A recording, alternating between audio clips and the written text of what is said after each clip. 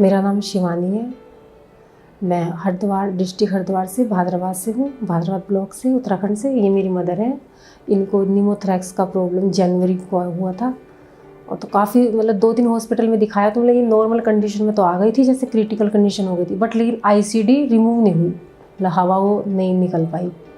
फिर यूट्यूब पे ही मतलब सर्च किया, मतलब मैंने मतलब कहाँ पे इसका बिल्कुल अच्छा इलाज हो सके इसका जो है। फिर देखा मेदांता में डॉक्टर अरविंद कुमार की टीम, मतलब काफ़ी अच्छा लगा वीडियो देख के ना, तो फिर हम यहीं पे आ गए। तो उन्होंने सर्जरी के लिए इनको बोला, फिर हमने सर्जरी भी करा ली यहाँ। तो यहाँ पर 12 दिन में इनको बिल्कुल रिलीफ मिल गया, इनको अच्छे से, मतलब आईसीडी भी रिमूव हो गई और मतलब अच्छे से मतलब ये चलने भी लगी, वरना ये बिल्कुल बेड पे ही थी। मतलब अच्छे से अपने आप ही मतलब टॉयलेट वगैरह जाने लगी, अपना नहाने धोने लगी अच्छे से। नमस्कार, मैं डॉक्टर हर्षवर्धन पुरी। मैं एक सीनियर कंसल्टेंट चेस्ट सर्जन हूं और लंग ट्रांसप्लांट सर्जन हूं मेदांता द मेडिसिटी गुरुग्राम में। एक बहुत कॉमन बीमारी जो हमारे पास प्रेजेंट होती है उसको कहते हैं न्यूमोथोरैक्स।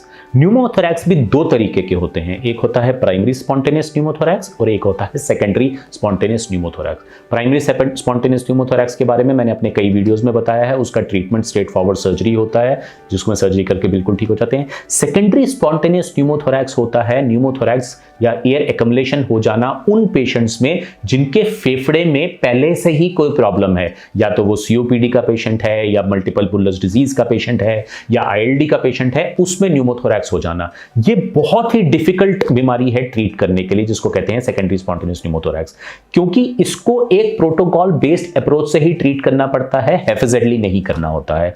तो हम इन पेशेंट्स में सबसे पहले क्या करते हैं, जैसे ही ये पेशेंट हमारे पास प्रेजेंट करते हैं, ये ऑक्सीजन पे होते हैं, कई बार बहुत ब्रेथलेस होते हैं, हम इमीडिएटली चेस्ट ट्यूब डालते हैं, इनको ऑप्टिमाइज करते हैं और उसके बाद इनका एक सीटी स्कैन किया जाता है। सीटी स्कैन में हम 2 मेजर चीजों को देखते हैं कि लंग की एब्नॉर्मलिटी कितनी ज्यादा है और क्या फेफड़ा चेस्ट ट्यूब डालने की वजह से फूला है या नहीं फूला है पूरा।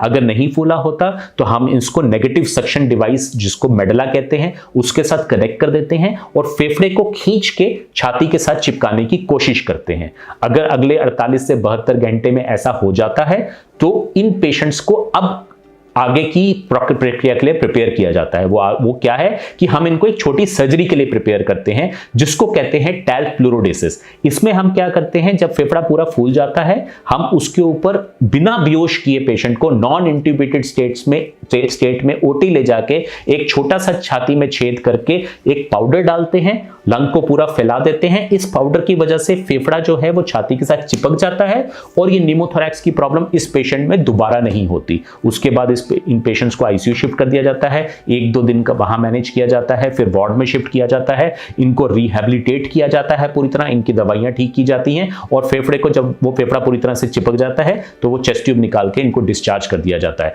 ये बहुत ही प्रोटोकॉल बेस्ड अप्रोच है। मोस्ट ऑफ द सेंटर्स इसको फॉलो नहीं कर पाते हैं, हमारे सेंटर पर ये बहुत कॉमनली होता है। इसी कारण हमारे पास जो पेशेंट आई थी आशा रानी जी, उनका हमने इसी प्रोटोकॉल बेस्ड अप्रोच पे पूरा इलाज किया और वो बिल्कुल ठीक होके वापस अपने काम में, अपनी दिनचर्या में चली गई।